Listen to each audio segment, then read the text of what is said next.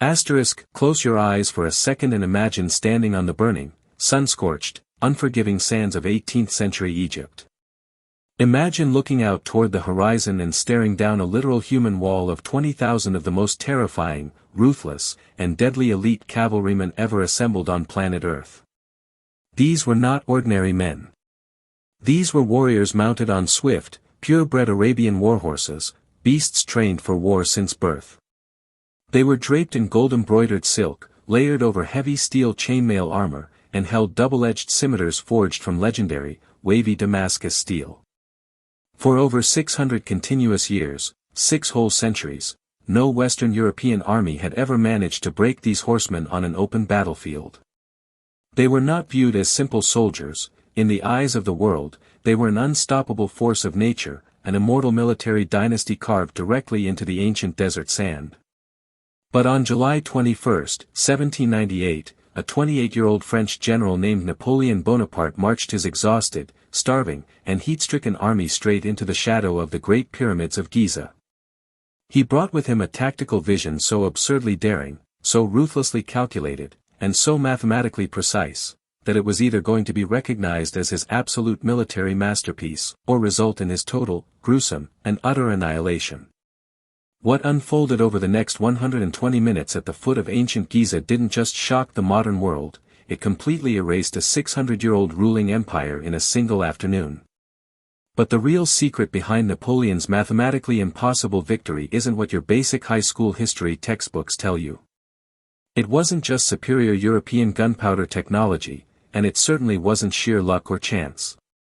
It was a terrifying, unbreakable human fortress, a geometric death trap designed to turn the enemy's greatest strength into their ultimate execution. Chamber. A trap that gave 20,000 elite warriors only 2 horrifying options: get shredded into pieces by cold steel bayonets and lead shot, or drown in the murky, violent depths of the Nile River. Grab a drink, settle in, and get comfortable, because today, we are breaking down every single brutal detail, secret strategy, personal tragedy, and military maneuver of one of the most consequential battles in human history. To truly understand the epic scale and sheer terror of this historical showdown, we first have to answer a crucial question: who were the Mamluks, and why did the entire Middle East tremble at the mere mention of their name for centuries? The story of the Mamluks is one of the most extraordinary and fascinating paradoxes in the entire history of global warfare. The word Mamluk literally translates in Arabic to owned, or slave. Originating centuries earlier during the Middle Ages, young Christian and pagan boys were purchased as child slaves from the Caucasus Mountains, Georgia, and the Eurasian steppes. They were torn from their families, brought to Cairo, converted to Islam, and placed into brutal, high-intensity military academies. From early childhood until full manhood, these boys knew absolutely nothing except the art of war. They were subjected to rigorous daily training in horse riding, archery, lance fighting, firearm operation, and hand-to-hand swordsmanship. They were trained to ride at full gallop while controlling massive warhorses using only the pressure of their knees, leaving both hands completely free to fire dual flintlock pistols or wield heavy, curved battle swords. Over generations, these elite, slave warriors grew so powerful, organized, and politically influential that they turned on their own masters. They overthrew the local sultans, seized control of Egypt, and forged an untouchable military aristocracy that ruled the land with an iron fist. In the 13th century, when the unstoppable Mongol hordes swept across Asia and demolished every empire in their path, it was the Mamluks who met them at the famous Battle of Ain Jalut in 1260, becoming the only military force on planet Earth to decisively crush the Mongols in open field combat. By the year 1798, the Mamluks had ruled Egypt as absolute warlords for over 6 centuries. They wore fine, vibrant silk robes draped over steel breastplates, rode pristine pedigree Arabian stallions, and carried gold-inlaid flintlock pistols alongside scimitars forged from Damascus steel, a metal so ridiculously sharp and strong it was said it could slice a floating silk scarf in half mid-air without even slowing down. In the year 1798, Egypt was co-ruled by 2 powerful Mamluk leaders, Ibrahim Bey, who handled the political and civil administration in Cairo, and Murad Bey, the supreme military commander of the Mamluk armed forces. Murad Bey was the ultimate embodiment of Mamluk warrior culture. He was a physically imposing, battle-scarred man who had survived dozens of assassinations, palace coups, duels, and desert skirmishes. He was fiercely proud, deeply religious, and possessed an unshakable belief in the absolute superiority of his horsemen. To Murad Bey and the ruling council in Cairo, military glory belonged exclusively to the mounted knight. The idea of war was tied to individual bravery, martial elegance, horse mastery, and hand-to-hand swordsmanship. So, when news reached the palace courtyards of Cairo in early July 1798 that a massive fleet of foreign European ships had anchored near Alexandria and landed thousands of French soldiers who marched on foot, Murad Bey and his officers were not terrified, they were genuinely amused. In the eyes of the Mamluks, infantry soldiers, men who walked on their own 2 feet carrying heavy wooden muskets and backpacks, were not real warriors. They viewed infantry as mere peasants, low-class conscripts suitable only for digging trenches or serving as moving target practice for elite cavalry charges. When scouts informed Murad Bey that the invading force was led by a short, 28-year-old French general named Napoleon Bonaparte who possessed virtually no heavy cavalry units, Murad Bey openly laughed in front of his council. Historical accounts record that Murad Bey made a loud, arrogant boast to his gathered commanders. He confidently declared that he wouldn't even need his entire army to deal with the invaders.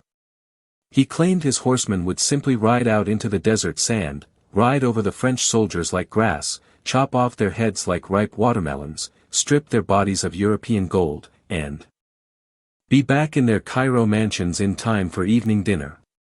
Murad Bey had no way of knowing that he was not dealing with a typical 18th-century European general. He was about to march his medieval military philosophy directly into a cold, mechanical, industrial killing machine. Asterisk. To understand why Napoleon was even in Egypt in the first place, we have to look at the chaotic chessboard of European geopolitics in 1798.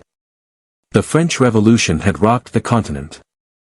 France had executed its king, declared a republic, and found itself surrounded by hostile monarchies. Through sheer tactical brilliance in Italy, a young Corsican general named Napoleon Bonaparte had crushed the Austrian armies and elevated himself to national hero status in Paris. The ruling government of France, known as the Directory, was deeply paranoid about Napoleon's rising popularity. They wanted him out of Paris before he grew powerful enough to launch a political coup. At the same time, France was still at war with its greatest, wealthiest, and most relentless enemy, Great Britain. Napoleon analyzed the British Empire with ruthless precision. He knew a direct naval invasion across the English Channel was completely impossible. The British Royal Navy dominated the cold Atlantic waters. So, Napoleon proposed an audacious, unconventional alternative, an expedition to Egypt. If France could conquer Egypt, they would achieve 3 massive geopolitical goals. First, they would gain control of the Isthmus of Suez, creating a strategic foothold that could later allow France to dig a canal connecting the Mediterranean Sea directly to the Red Sea. Second, by controlling Egypt, France could completely sever Great Britain's rich overland trade and communication routes to its prize colony, India, striking a massive financial blow to the British economy. Third, Napoleon was obsessed with Alexander the Great and Julius Caesar. He dreamed of carving out a vast Eastern Empire, using Egypt as a springboard to march all the way to India and unite local forces against British rule. The French Directory jumped at the idea. They gave Napoleon 36,000 top-tier combat veterans from the Army of Italy, a massive fleet of warships, and full authority to execute the invasion. But Napoleon did something that no general in modern history had ever done before. Alongside his cannons, muskets, and soldiers, he brought along a team of over 150 of France's top intellectuals, scientists, mathematicians, engineers, cartographers, and artists, a group known as the savants. Napoleon didn't just want to conquer Egypt with steel, he wanted to study its ancient history, map its topography, build modern infrastructure, and bring Enlightenment science to the Orient. It was this exact scientific expedition that would lead to the discovery of the Rosetta Stone and birth the entire field of modern Egyptology. On May 19, 1798, a massive armada of over 300 French ships silently slipped out of the port of Toulon, sailing south into the Mediterranean Sea under the cover of absolute secrecy.